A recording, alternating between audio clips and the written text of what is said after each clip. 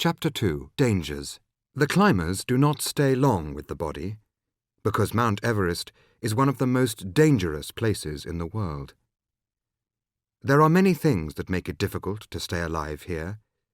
The most important of these is the height. The top of Everest is 8,850 meters above sea level. As you climb up the mountain, the air becomes thinner. It has less and less oxygen. Most people live less than 900 meters above sea level, where the air is full of oxygen. Above 2,000 meters, the air is thinner, and people find it harder to breathe. At 4,000 meters, it is harder still. And at 5,000 meters, most people begin to feel ill. They get headaches, feel tired, and breathe quickly all the time, like someone who has run a long way. In 1921, when Mallory first went to Everest, no one had climbed a mountain higher than 7,500 meters, and many people did not think it was possible. "If climbers don't have enough oxygen, they'll be too tired to climb," they said. "And they won't be able to think clearly either, so they will make stupid mistakes, forget to eat and drink, or talk to people who are not there. Perhaps they'll die."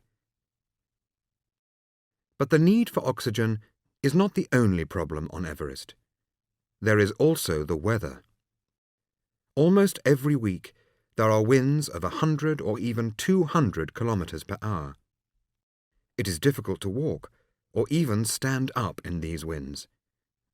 The wind can blow climbers off the edge of the mountain, thousands of meters to the valley below.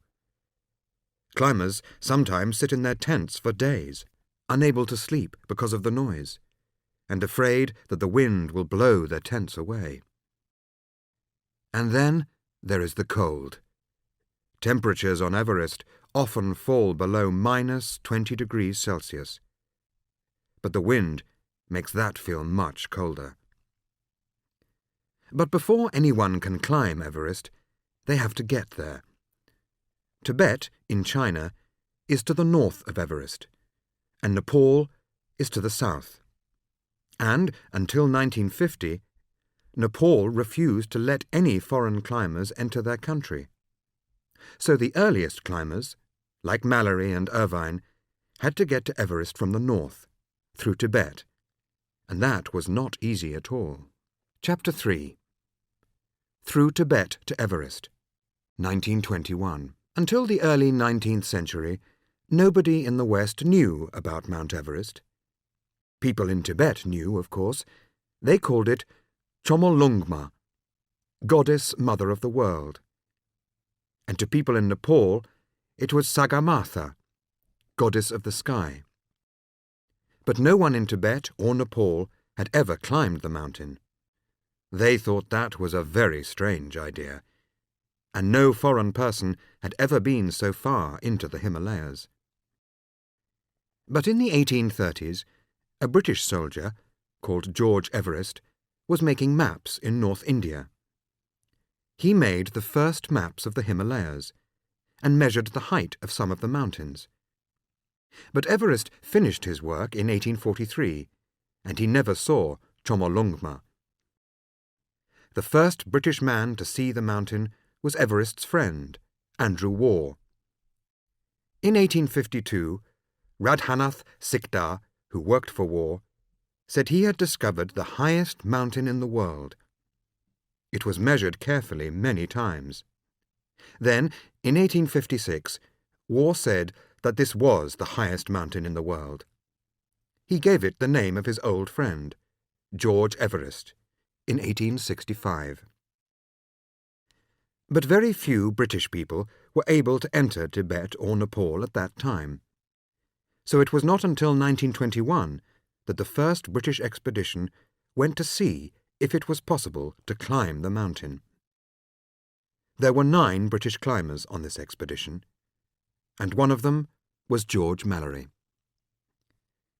To get to Everest, the climbers had to walk 500 kilometers through Tibet. Their Tibetan porters carried everything they needed: food, tents, clothes, cameras, and climbing equipment. It was a long, difficult journey, which took a month. They were always climbing. At first, through river valleys with tall trees, colourful flowers and birds. Then onto a wide, stony place where nothing grew. There was no sound except the wind, and all the time the air was becoming thinner. The climbers walked past Tibetan villages, high up on the sides of mountains, and came to Rongbuk, the highest monastery in the world, 4,800 metres above sea level. The monks in the monastery looked at the visitors in surprise, wondering why they wanted to climb the dangerous mountain. The climbers decided that the best way to get onto the mountain was to go up the East Rongbuk Glacier. From there, they planned to climb to the North Col, a small, flat place on the north ridge of Everest. By this time, it was late in the year, and the winds were getting stronger. They had not planned to get to the summit this year, but only to look for a way up. But on the 23rd of September, 1921, Mallory, with 2 other climbers and 3 porters, climbed up the steep ice wall of the East Rongbuk Glacier. When they reached the snow ridge of the North Col the next day, they could see the summit, 1,800 metres above them. But at 7,000 metres, it was difficult to breathe, and they moved slowly, and they could hardly stand up in the strong, icy winds. They would have to go down and come back next year.